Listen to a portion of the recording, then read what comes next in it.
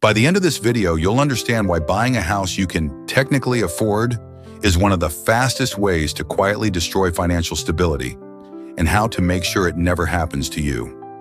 They didn't lose the house because they did something stupid. They lost it because math doesn't care how badly you want something to work. No fire sale, no reckless lifestyle, no missed payments at the start. Just a house purchased at the wrong time, financed at the wrong rate, and held together by expectations the numbers would eventually break. This is not a housing market story, it's an affordability story.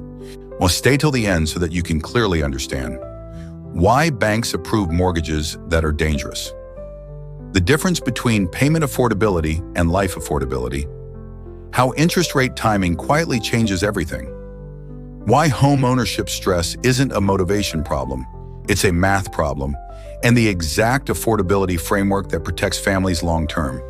Whether you're 28, thinking about your first home, 45, planning to upgrade, or a 60-year-old working on how to protect your retirement life, this story will change how you look at housing forever. Our person of interest today is David Harper. David is 38 years old. He lives outside Columbus, Ohio, married, 2 kids, 1 dog, 2 cars that are paid for. David works in project management, stable job, good reviews, $89,000 a year. His wife Emily works part-time while the kids are young, another $25,000 a year. Combined household income, just over $111,000. On paper, they look solid. They rent a 3-bedroom townhouse. It's fine, but it's tight. The kids share a room. The walls are thin. The rent goes up every year, and everywhere they turn, the message is the same. Why are you still renting? You're throwing money away. Rates might go up.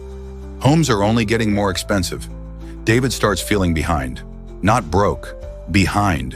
Friends start buying houses. Instagram fills with keys held up like trophies. Smiles framed by front doors. Captions about the next chapter. Parents start asking questions at Sunday dinner.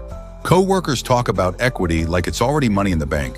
After friends casually mention how much their place is worth now. David and Emily don't want a mansion. They're not chasing status. They're not trying to impress anyone. They just want space, a little quiet, a place where the kids can run without bumping into furniture, a backyard that feels permanent, a home that feels like a decision you don't have to keep defending. So they start browsing listings. At first it's harmless, a few clicks during lunch, scrolling while watching TV, sending links back and forth with comments like, maybe someday.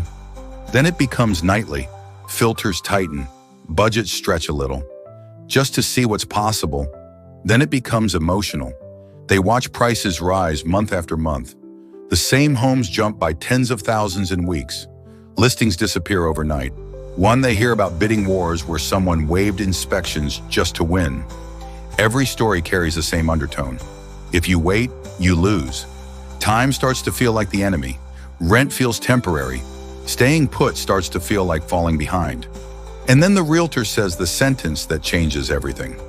You're pre-approved. Not you can afford this. Not this fits your life. Just approved. The bank runs the numbers. Income looks solid.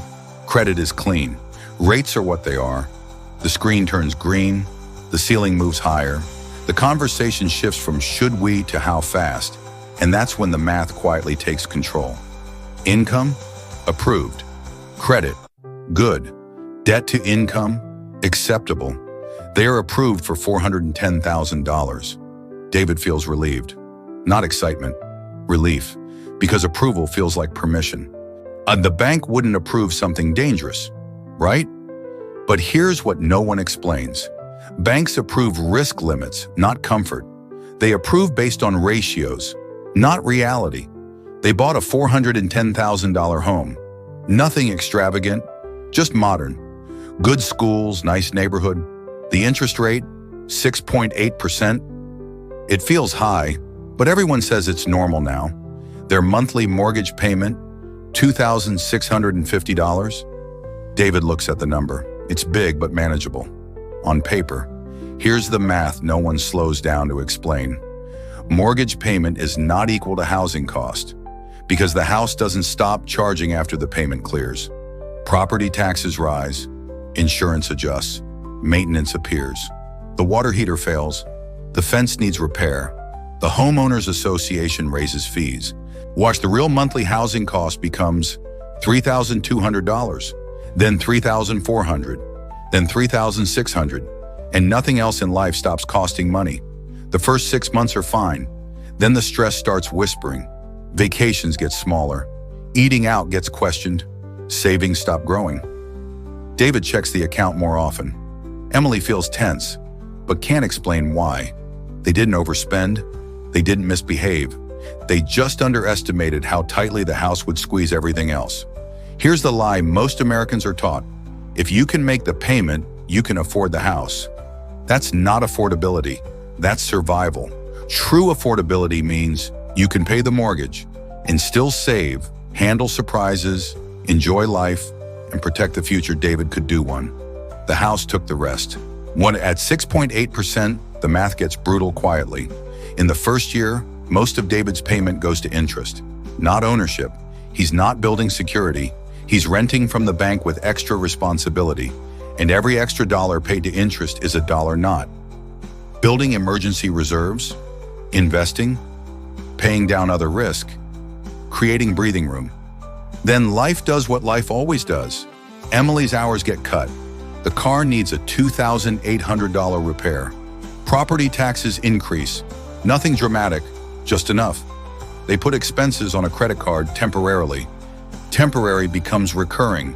The house hasn't collapsed, but the family's flexibility has.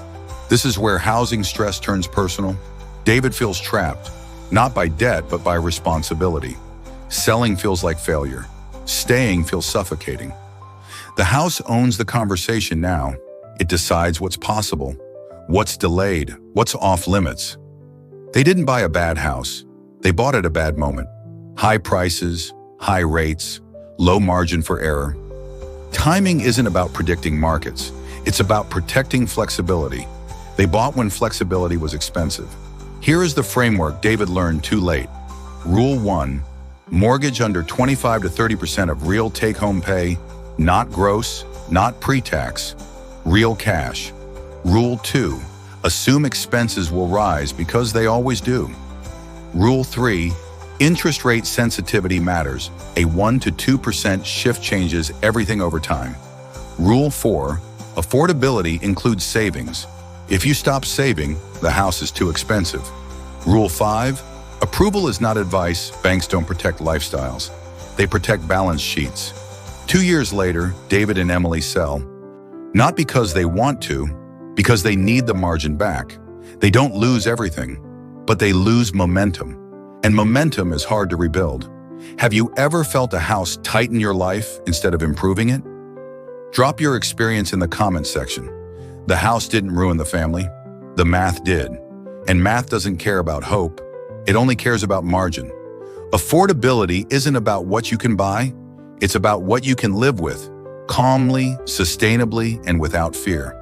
And if you get that right, home ownership becomes a foundation, not a trap. We post real finance stories every single day. Subscribe so you don't miss the next one.